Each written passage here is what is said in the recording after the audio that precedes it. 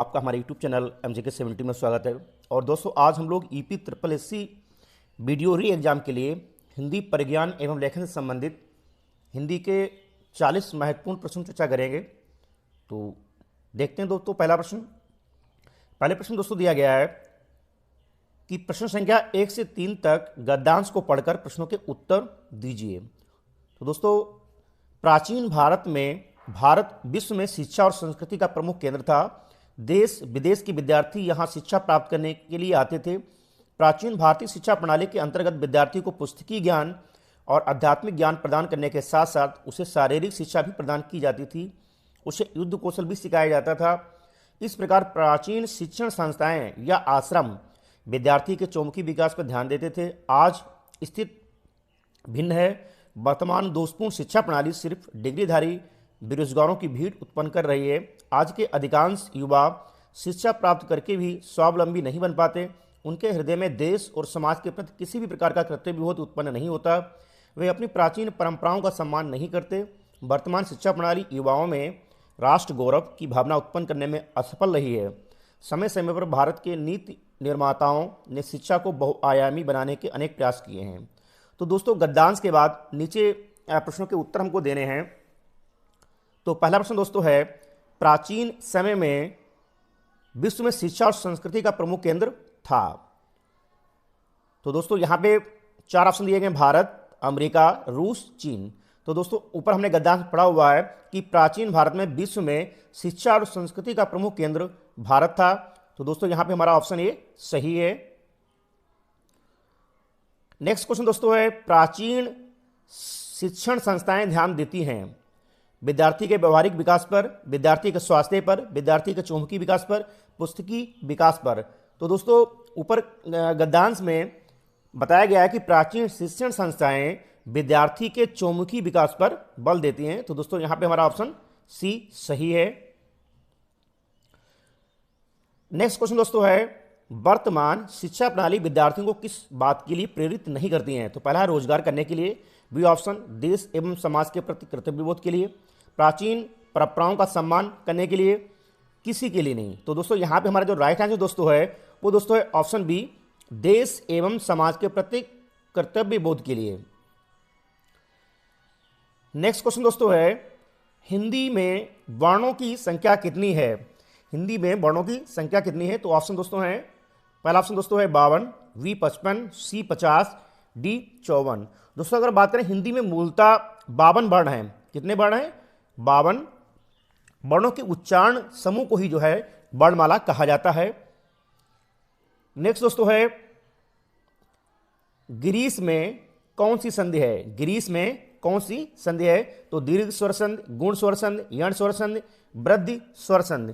दोस्तों, ग्रीस की बात करें तो गिरि प्लस ईस, गिरि प्लस ईस में दीर्घ स्वर संधि है। इस संधि के नियम के अनुसार यदि छोटा, बड़ा, छोटी, बड़ी के पश्चात ही जो है हास्य या दीर्घ स्वर आए तो दोनों मिलकर क्रमशः बड़ा हो जाता है।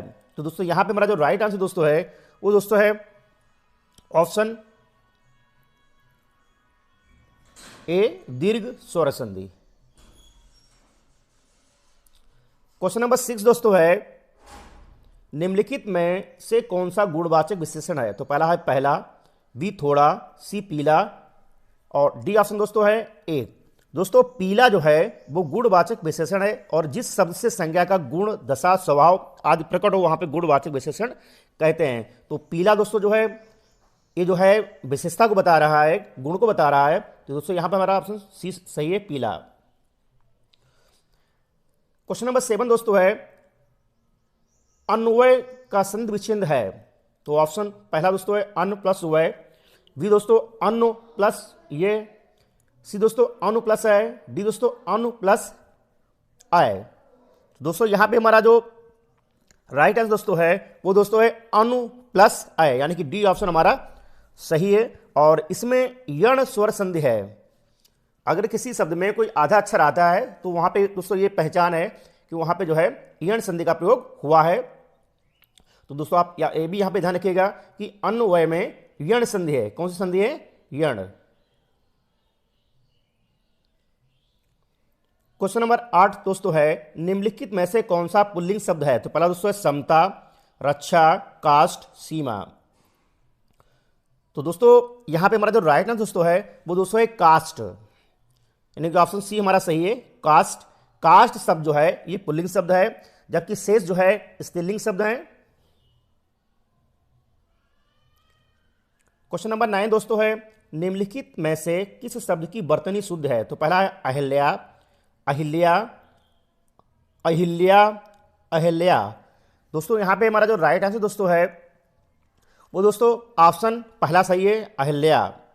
ऑप्शन ए दोस्तों सही है, अहिल्या।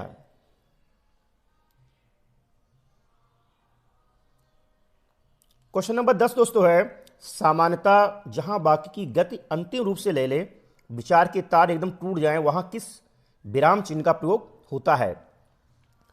तो दोस्तों यहां पे दोस्तों ऑप्शन है अल्प विराम, पूर्ण विराम, योजक चिन्ह, उद्धरण चिन्ह। तो दोस्तों यहां पे हमारा जो राइट आंसर दोस्तों है वो दोस्तों है ऑप्शन बी, पूर्ण विराम। पूर्ण विराम का तात्पर्य होता है कि पूरी तरह से रुकना या ठहरना। सामान्यतः जहां वाक्य की गति अंतिम रूप ले ले, विचार के तार टूट जाएं, वहां पे पूर्ण विराम चिन्ह का प्रयोग किया जाता है। तो दोस्तों ऑप्शन बी हमारा यहां पे सही है। क्वेश्चन नंबर 11 दोस्तों है, हिंदी व्याकरण में संज्ञा के मुख्यतः कितने भेद हैं? तो option A 3, option B 6, option C 5, option D 7। दोस्तों हिंदी व्याकरण में संज्ञा के मुख्यतः 5 भेद हैं। तो दोस्तों यहां पे हमारा राइट आंसर दोस्तों है ऑप्शन सी 5। जैसे दोस्तों व्यक्तिवाचक संज्ञा, जातिवाचक संज्ञा, भाववाचक संज्ञा, समूहवाचक संज्ञा और द्रव्यवाचक संज्ञा, ये 5 संज्ञा के भेद बताए गए हैं। क्वेश्चन नंबर 12 दोस्तों है, निम्नलिखित में से किस शब्द में जातिवाचक संज्ञा है? तो पहला है वाराणसी, बी ऑप्शन जुलाहा, सी ऑप्शन बुढ़ापा, डी ऑप्शन गिरोह। तो दोस्तों यहां पे हमारा जो राइट आंसर दोस्तों है वो है ऑप्शन बी, जुलाहा। दोस्तों जुलाहा शब्द में जातिवाचक संज्ञा और जिन संज्ञाओं से एक ही प्रकार की वस्तुओं या व्यक्तियों का बोध होता है उन्हें जातिवाचक संज्ञा कहते हैं। क्वेश्चन नंबर 13 दोस्तों है, निम्नलिखित में से कौन सा वाक्य अपूर्ण भूतकाल का है? तो पहला है सुरेश गीत गा रहा था, मोहन आया, सी ऑप्शन वह आया था, डी ऑप्शन तू गया होगा। दोस्तों यहां पे हमारा जो राइट आंसर दोस्तों है वो दोस्तों है ऑप्शन ए, सुरेश गीत गा रहा था, यानी कि ऑप्शन ए हमारा सही है। अपूर्ण भूतकाल से यह ज्ञात होता है कि क्रिया भूतकाल में हो रही थी किंतु उसकी समाप्ति का पता नहीं चलता है। क्वेश्चन नंबर 14 दोस्तों है, निम्नलिखित में से कौन सा स्त्रीलिंग शब्द है? तो पहला है सभा, ऑप्शन बी विवाह, ऑप्शन डी धर्म, ऑप्शन डी विराम। तो दोस्तों यहां पे हमारा जो राइट आंसर दोस्तों है वो दोस्तों है ऑप्शन ए, सभा। दोस्तों सभा स्त्रीलिंग शब्द है और स्त्रीलिंग शब्दों के अन्य उदाहरण हैं कृपा, लज्जा, क्षमा, हानि, वायु, वस्तु आदि। क्वेश्चन नंबर 15 दोस्तों है, लता का बहुवचन है? तो पहला दोस्तों है लताएं, लताओं, लताया, लताएं, लताएं। तो दोस्तों यहां पे हमारा जो राइट आंसर दोस्तों है वो दोस्तों है ऑप्शन ए, लताएं। लता का जो बहुवचन दोस्तों है वो है लताएं, यानी कि ऑप्शन ए हमारा सही है। क्वेश्चन नंबर 16 दोस्तों है, वह भूख से बेचैन है, इस वाक्य में किस कारक का प्रयोग हुआ है? तो पहला है कर्म कारक, वी कारण कारक, सी अपादान कारक, डी संप्रदान कारक। तो दोस्तों यहां पे हमारा जो राइट आंसर दोस्तों है वो दोस्तों है ऑप्शन बी, करण कारक। वह भूख से बेचैन है, इस वाक्य में करण कारक का प्रयोग हुआ है। दोस्तों उपयुक्त वाक्य में अगर हम बात करें कर्ण कारक का प्रयोग, तो वाक्य में जिस शब्द से क्रिया के संबंध का बोध होता है उसे कर्ण कारक कहते हैं और इसका विभक्ति जो है से या द्वारा से होता है। क्वेश्चन नंबर 17 दोस्तों है, प्रयोगों के अनुसार हिंदी में सर्वनाम के कितने भेद हैं? तो पहला ऑप्शन दोस्तों है 6, option B 5, option C 7, option D 8। तो दोस्तों यहां पे हमारा जो राइट आंसर दोस्तों है वो दोस्तों है ऑप्शन ए, 6। दोस्तों हिंदी में सर्वनाम के 6 भेद हैं, पुरुषवाचक, निजवाचक, निश्चयवाचक, अनिश्चयवाचक, संबंधवाचक एवं प्रश्नवाचक। क्वेश्चन नंबर 18 दोस्तों है, निम्नलिखित में से कौन सा निश्चयवाचक सर्वनाम है? तो पहला है आप, ऑप्शन बी है, ऑप्शन सी जो, ऑप्शन डी हम। तो दोस्तों यहां पे हमारा जो राइट आंसर दोस्तों है वो दोस्तों है ऑप्शन बी, यह है। दोस्तों निश्चयवाचक सर्वनाम में जिस सर्वनाम से वक्ता के पास या दूर की किसी वस्तु के निश्चय का बोध होता है उसे निश्चयवाचक सर्वनाम कहते हैं। क्वेश्चन नंबर 19 दोस्तों है, निम्नलिखित में से किस शब्द की वर्तनी अशुद्ध है? तो पहला है ईर्ष्या, बी ऑप्शन कनिष्ठ, सी ऑप्शन परीक्षा, डी दोस्तों है भीष्म। तो दोस्तों यहां पे हमारा जो राइट आंसर दोस्तों है वो दोस्तों है ऑप्शन डी, भीष्म शब्द की जो है वर्तनी अशुद्ध है। बाकी ईर्ष्या, कनिष्ठ, परीक्षा ये ऑप्शन सही है, इनकी वर्तनी शुद्ध है दोस्तों। क्वेश्चन नंबर 20 दोस्तों है, थोड़ा पानी में थोड़ा शब्द किस प्रकार का विशेषण है? तो संख्यावाचक, परिमाण बोधक, सार्वनामिक, डी दोस्तों गुणवाचक। तो दोस्तों अगर हम बात करें थोड़ा पानी में थोड़ा शब्द, तो दोस्तों ये जो है परिमाण बोधक है, यानी कि ऑप्शन बी हमारा दोस्तों सही है।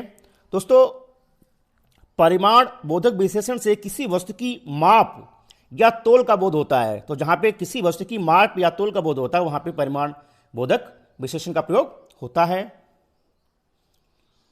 क्वेश्चन नंबर 21 दोस्तों है, जो धातु संज्ञा या विशेषण से बनती उसे क्या कहते हैं? तो नाम धातु, संयुक्त धातु, प्रेरणार्थक धातु, इनमें से कोई नहीं। तो दोस्तों जो धातु संज्ञा या विशेषण से बनती है उसे नाम धातु कहते हैं। तो दोस्तों यहां पे हमारा जो राइट आंसर दोस्तों है वो दोस्तों है ऑप्शन ए, नाम धातु। क्वेश्चन नंबर 22 दोस्तों है, निम्नलिखित में से किस वाक्य में सकर्मक क्रिया का प्रयोग हुआ है? वह जा रही है, जी घबराता है, तुम्हारा जी ललचाता है, ऑप्शन डी विपदा मुझे घबराती है। तो दोस्तों यहां पे हमारा जो राइट आंसर दोस्तों है वो दोस्तों है ऑप्शन डी, विपदा मुझे घबराती है। दोस्तों जिस क्रिया का कर्म हो या जिसके कर्म की संभावना हो उसे सकर्मक क्रिया कहते हैं। क्वेश्चन नंबर 23 दोस्तों है, आम खाया जाता है वाक्य में कौन सा वाच्य है? तो कर्तवाच्य, कर्मवाच्य, भाववाच्य, इनमें से कोई नहीं। तो दोस्तों यहां पे हमारा जो राइट आंसर दोस्तों है वो दोस्तों है कर्मवाच्य, यानी कि ऑप्शन बी हमारा दोस्तों सही है। आम खाया जाता है वाक्य में कौन सा वाच्य है? तो कर्मवाच्य।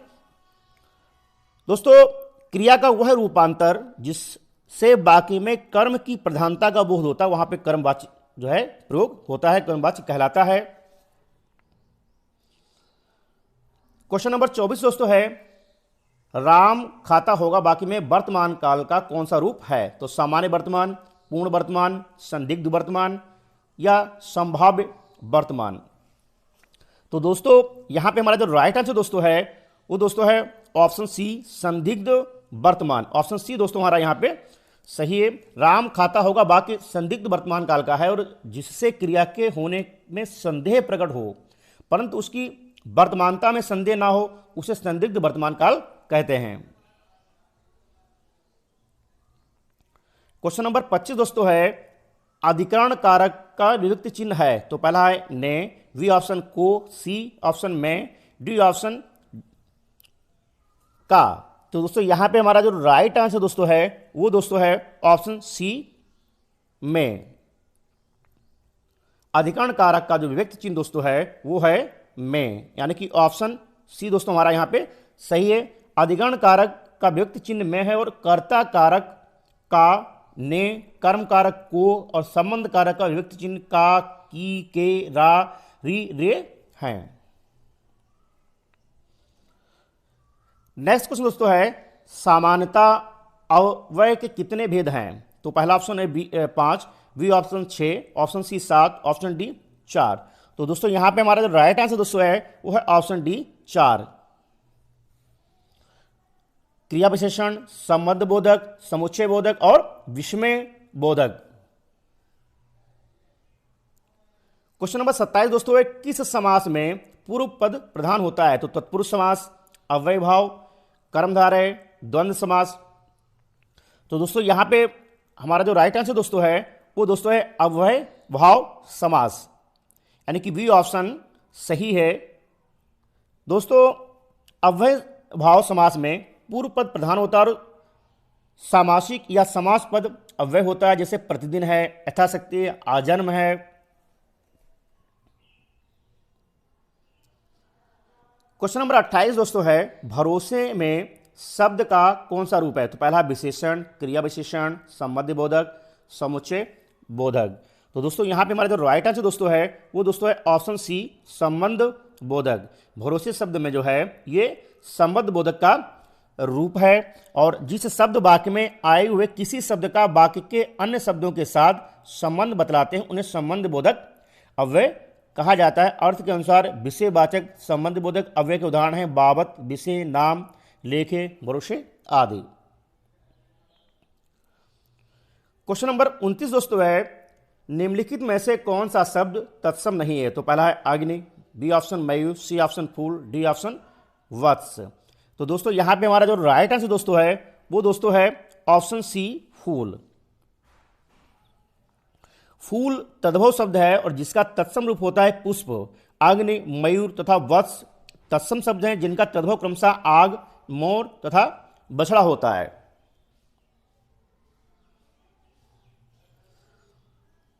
क्वेश्चन नंबर 30 दोस्तों है, निम्नलिखित में से कौन सा शब्द तद्भव नहीं है? तो पहला है आग, बी ऑप्शन 14, सी ऑप्शन पिया, डी ऑप्शन वचन। तो दोस्तों यहां पे जो हमारा राइट आंसर दोस्तों है वो दोस्तों है ऑप्शन डी, वचन। क्वेश्चन नंबर 31, परा उपसर्ग का प्रयोग किस शब्द में नहीं किया गया? तो पहला है परिध, बी ऑप्शन पराजय, सी ऑप्शन पराक्रम, डी ऑप्शन परावह। तो दोस्तों यहां पे हमारा जो राइट आंसर दोस्तों है वो है ऑप्शन ए, परिधि। परिधि शब्द में जो है परा उपसर्ग का प्रयोग नहीं हुआ, बाकी पराजय है, पराभव है, पराक्रम है, इन सभी में जो है परा उपसर्ग का प्रयोग हुआ है।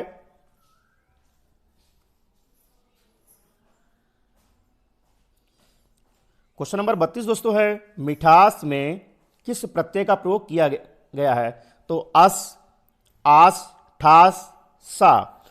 दोस्तों अगर हम बात करें मिठास शब्द की तो मिठास शब्द में आस प्रत्यय का प्रयोग हुआ है और यह भाववाचक तंदित प्रत्यय है। तो दोस्तों यहां पे हमारा जो राइट आंसर दोस्तों है वो है ऑप्शन बी, मिठास में आस शब्द का प्रयोग हुआ है।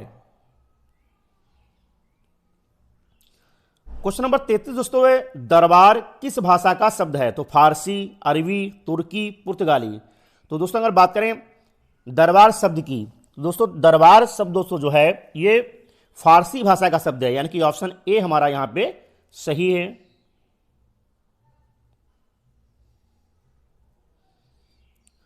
क्वेश्चन नंबर 34 दोस्तों है, जिन शब्दों की व्युत्पत्ति का पता नहीं चलता उन्हें कहा जाता है? तो पहला है तद्भव, अर्ध तत्सम, देशज, विदेशज।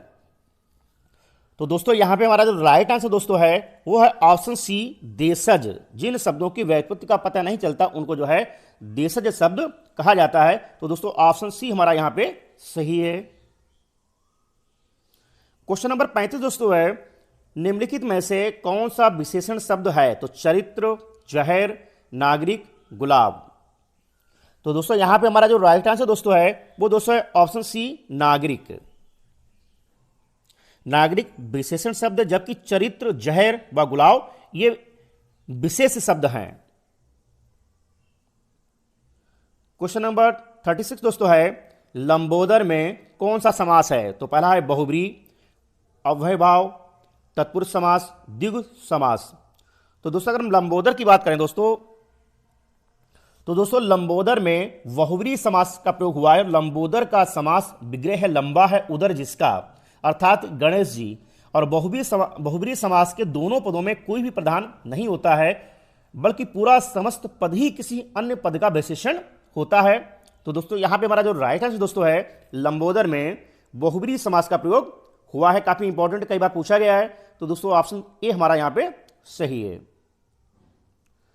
क्वेश्चन नंबर 37 दोस्तों है, निम्नलिखित में से कौन सा संज्ञा पदबंध नहीं है? तो मिट्टी का तेल, भारत के प्रधानमंत्री, गोली से घायल बच्चे, शेर के समान बलवान। तो दोस्तों यहां पे हमारा जो राइट आंसर दोस्तों है वो दोस्तों है ऑप्शन डी, शेर के समान बलवान। दोस्तों शेर के समान बलवान संज्ञा पदबंध नहीं है, बल्कि विशेषण पदबंध है। और वाक्य का यह भाग जिसमें एक से अधिक पद परस्पर संबंध होकर अर्थ को देते हैं किंतु पूरा अर्थ नहीं देते हैं, पदबंध कहलाते हैं। क्वेश्चन नंबर 38 दोस्तों है, निम्नलिखित में मिश्र वाक्य क्या है? तो मेरे आते ही वर्षा होने लगी, उसके जाने के बाद वर्षा होने लगी, वह घर से निकला और वर्षा होने लगी, ज्यों ही वह घर से निकला वर्षा होने लगी। तो दोस्तों यहां पे हमारा जो राइट आंसर दोस्तों है वो दोस्तों है ऑप्शन डी, ज्यों ही वह घर से निकला वर्षा होने लगी, यानी कि ऑप्शन डी हमारा सही है। दोस्तों ज्यों ही घर से निकला वर्षा होने लगी, ये वाक्य मिश्र वाक्य का, और मिश्र वाक्य वह वाक्य होता है जिसमें एक मुख्य वाक्य होता है और दूसरा उसका आश्रित वाक्य होता है। तो दोस्तों यहां पे हमारा ऑप्शन डी सही है। तो दोस्तों ये थे ईपीएससी वीडियो री एग्जाम के लिए हिंदी परिज्ञान एवं लेखन से संबंधित महत्वपूर्ण प्रश्न। तो आज भी दोस्तों इसी तरीके की प्रैक्टिस सेट हम आपको हल करवाते रहेंगे। अगर दोस्तों आपको हमारा वीडियो अच्छा लगा तो प्लीज़ वीडियो को लाइक कीजिए, शेयर कीजिए, चैनल को सब्सक्राइब कीजिए। मिलते हैं दोस्तों नेक्स्ट वीडियो में। Thank you.